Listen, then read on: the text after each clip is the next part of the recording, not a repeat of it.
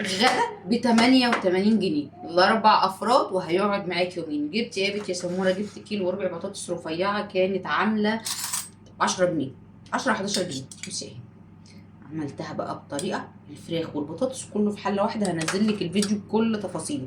وجبت ب 10 جنيه رز، لا ب 15 جنيه رز وب 3 جنيه شعريه، يعني 18 جنيه. وجبت وركين، الوركين كانوا عاملين 55 جنيه، بما ان الفراخ اسعارها بسيطه اليومين دول. ادي الصفحه بتاعت الورك، وشويتها طبعا بعد ما طلعتها من البطاطس. وادي الدبوسه للعيال وانا وجوزي.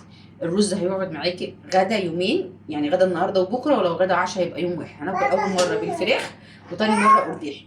صلي على الحبيب قلبه كتشيب. وكنت جايبه ب 10 بتنجان، دي تاني مره اعمل منها البتنجان. بصي 7 بتنجانات و4 قرون فلفل ب 10 جنيه بتنجان وفلفل. ادوني شويه بتنجان حلوين، والفلفل هما القليل. تاني مره، كل مره بعمل طبق. بصي انا مش عايزه بس ايه ادلقه عشان ما يبص. اتدلقت الدقه.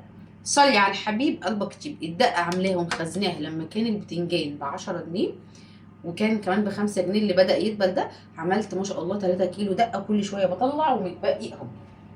البطرمان يخلص اطلع تاني من الفريزر، ولا بتبوظ ولا بتصوف ولا الكلام اللي انتوا بتقولوه ده يا جماعه. ده مبدئيا.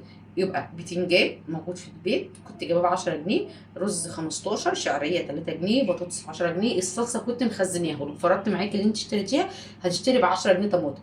هنا ب 10 جنيه طماطم، ما اقصدش ابدا الكيلو ب 10 جنيه ايا كان بقى.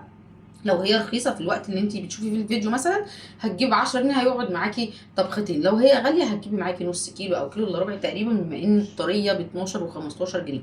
صلي على الحبيب قلبك تشيب. غدا ل4 افراد. اكتبي ميزانيتك ايا كانت هي كام، وانا ان شاء الله بفضل من الله هعمل لك ميزانيه باقل الاسعار. هحاول اجيب لك اي سعر قليل هنزل لك مكانه بعنوانه. اكتبي لي ميزانيتك ايا كانت هي كام. بعمل ميزانيه يوميه واسبوعيه وشهريه. لا بخرب بيوت ولا كدابه، ومش بسامح اي حد يقول في حقي كلمه مش كويسه. واخيرا، يا رب اللي يكبر بخاطري يرزقه اضعاف ما يتمنى، واللي يكسر بخاطري برضه يرزقه اضعاف ما يتمنى. صلوا على الحبيب قلبك كتير. كام؟ ل4 افراد. دمتم بخير.